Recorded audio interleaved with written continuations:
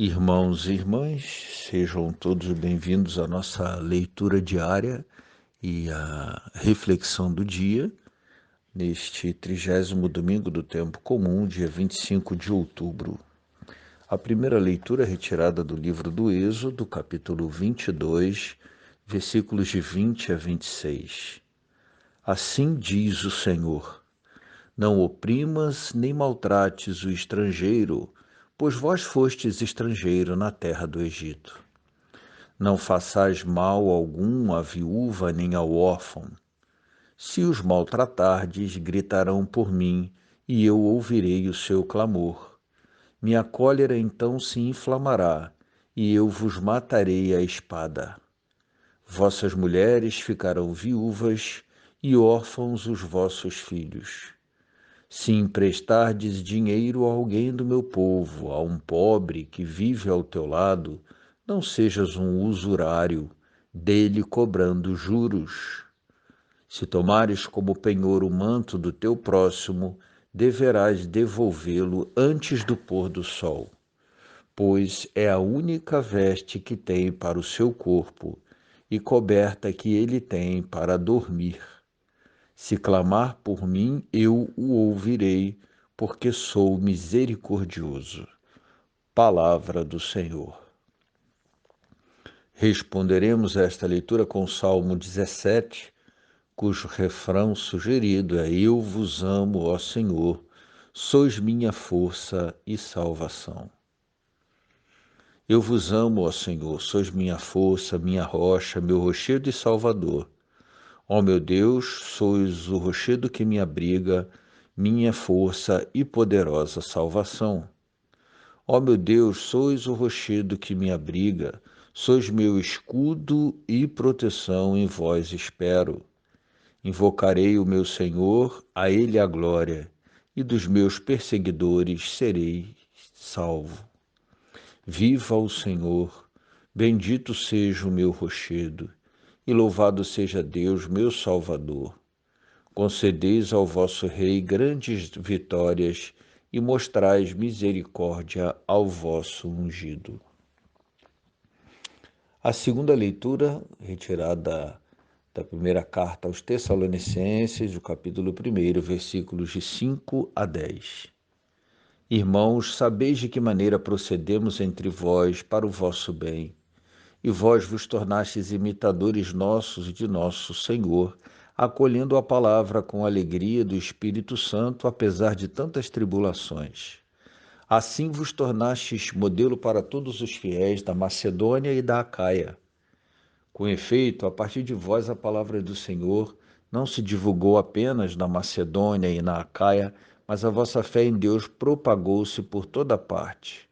Assim, nós já nem precisamos de falar, pois as pessoas mesmas contam como vós nos acolhestes e como vos convertestes, abandonando os falsos deuses para servir ao Deus vivo e verdadeiro, esperando dos céus o seu Filho, a quem ele ressuscitou dentre os mortos, Jesus, que nos livra do castigo que está por vir.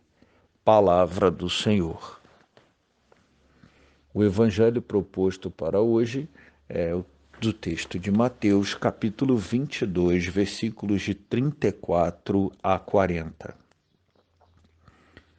Naquele tempo, os fariseus ouviram dizer que Jesus tinha feito calar os saduceus. Então eles se reuniram em grupo e um deles perguntou a Jesus para experimentá-lo: Mestre, qual é o maior mandamento da lei? E Jesus respondeu: Amarás o Senhor teu Deus de todo o teu coração, de toda a tua alma e de todo o teu entendimento. Esse é o maior e o primeiro mandamento. O segundo é semelhante a este: amarás ao teu próximo como a ti mesmo. Toda a lei e os profetas dependem desses dois mandamentos. Palavra da salvação.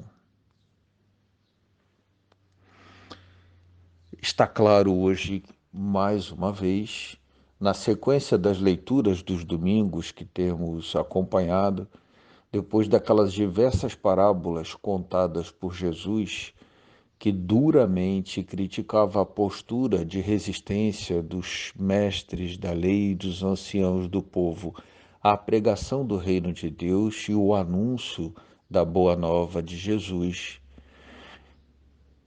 Desde o domingo passado, nós temos observado uma espécie de revanche ou contra-ataque a estas investidas de Jesus em forma de parábola.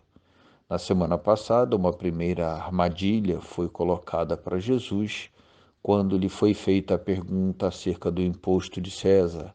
Devemos ou não devemos pagar o imposto de César? Uma pergunta difícil. Se Jesus dissesse sim, legitimaria um imposto que naturalmente os judeus não reconheciam legitimidade nem justiça, e era um sinal da submissão dos judeus e do domínio do Império Romano. Ao mesmo tempo, se dissesse não, estaria incentivando a sonegação e a prática de crime, de modo que Jesus foi colocado sim em situação difícil. Neste domingo, mais uma vez, Jesus é posto em situação delicada e Jesus também consegue sair da delicada situação apresentada pelos fariseus, em que em grupo se aproximam de Jesus e perguntam qual é o maior dos mandamentos. Claro que desde o Código da Aliança, desde o Deuteronômio, o livro que estudamos num período no mês de setembro deste ano, está claro lá no Shema Israel, ouve Israel. Amarás o Senhor teu Deus de todo o teu coração, toda a tua força, todo o teu entendimento. O amor a Deus sobre todas as coisas, assim resumido, no Decálogo, é o maior dos mandamentos, segundo o Código da Aliança.